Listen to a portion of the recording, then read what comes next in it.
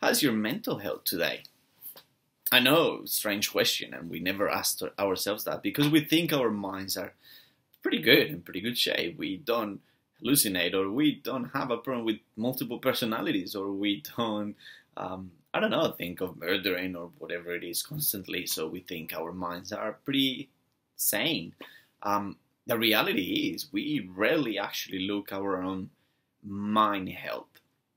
So what this book does, and I love that about the Untethered Soul, is actually saying, hey, listen, you're pretty healthy, and when your body has a problem, you go to the doctor. When your muscles have a problem, you go to a specialist, or your heart, or whatever it is. You always go to a specialist. Even in a business, you have running a business and your marketing is failing, then you go to a marketing expert. But we don't do that with our minds, and our minds are everything. They control everything. This is like the operating system is the main chip for our lives.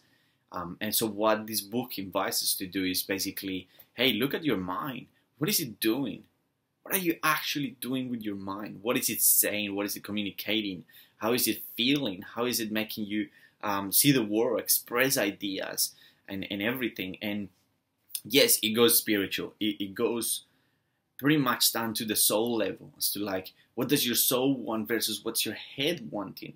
But if there is a discrepancy, then he invites you to change that. He invites you to challenge that person inside of your head. And that's where the roommate challenge came from. It's actually this book. It's like, how is your mental health doing? And it challenges a lot of things, and I love this book. It's easy to read, and it's very challenging. Like, it does question you, and it puts into perspective a lot of things that we actually don't realize are there. Like, what's your thoughts in death?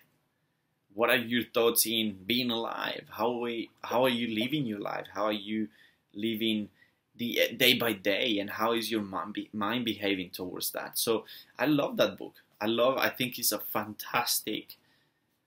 I think there's a lot of lessons behind it. I can't basically put them all on a little video, but it's fascinating. I think it's an easy read, very quick to read as well.